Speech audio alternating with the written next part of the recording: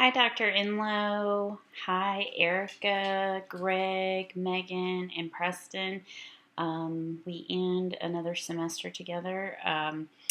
Dr. Enlow, I hope everybody in your family is safe and well. I think I remember that you live in the Sevier County area, and we've all been certainly thinking about Sevier County and Gatlinburg this week.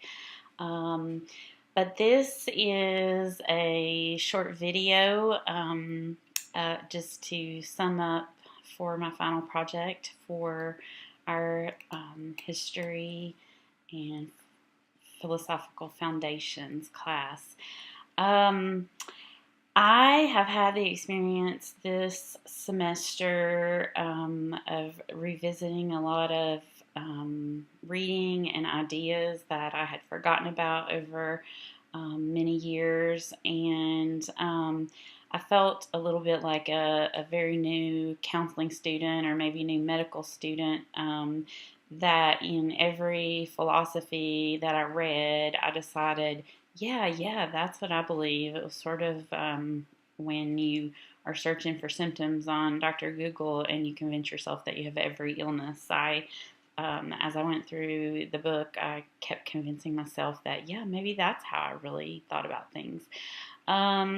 There are probably still a lot of uncertainties for me, but in general, I do feel like I have spent a lot of time this semester thinking about what it is I believe and why I believe those things, and I think that this course has probably forced me to think about what I personally believe and have some defensible position about some of those things, more so than any of the classes that I've taken in this program. And it would be very hard not to think about my comments here without thinking about the massive transition in politics that happened very recently in our country with the presidential election. I think that education is always a area of much transition and much change, but I think we may be about to see more transition than we have seen in quite some time. Even with all of the different changes throughout the history of American education, I think we've made steady progress toward just a general underlying belief that educating all of our citizens is the best thing to do for all of our citizens. That in order to be a thriving, cultured,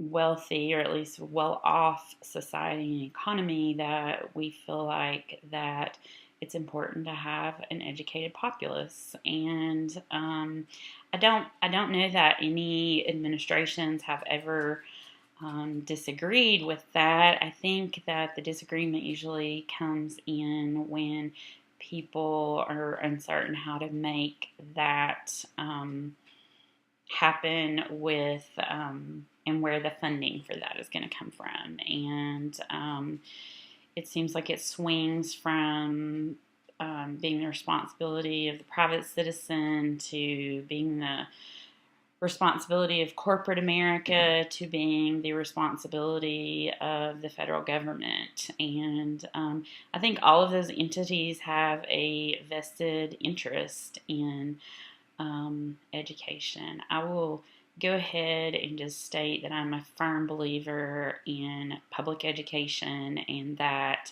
I think that it is my social responsibility as a citizen of this country to pay my taxes and ensure that everyone has an opportunity to have an education, to be educated enough to earn a livable wage for their family, and and for some people that means great success. For other people, that just means being comfortable, and that's okay with me. I guess I'm firmly planted in the middle class in that respect. So again, back to the recent election, I guess you can already see which direction my politics lean if you haven't figured that out in some of the rants that I've made on the... I don't know if my video quit or what happened, but here we go again. So it is not for the faint of heart. It is I've even heard it recently described as a mission field. It's something that you have to be passionate about. It is not a profession for people who don't have the passion for it. Sure, there are a few people who are in the field and they don't have a passion for it, but in general, I don't find that to be true. And back to the accountability, the testing, the direction that has taken in the past few years, it does concern me, and I find it very interesting that Tennessee has really been a leader in taking education in that direction, and that the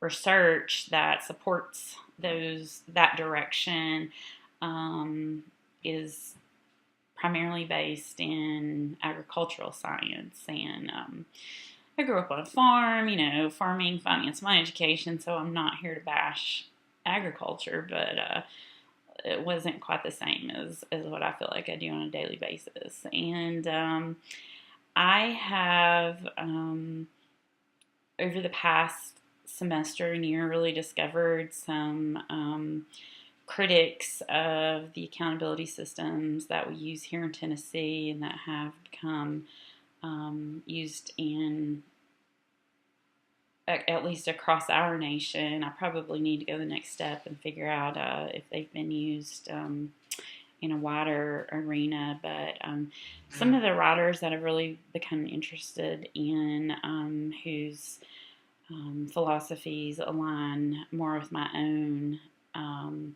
are particularly Audrey Beardsley and David Berliner and Diane Ravitch. I've really found a lot of philosophical ideas in some of the writings that really align to my own.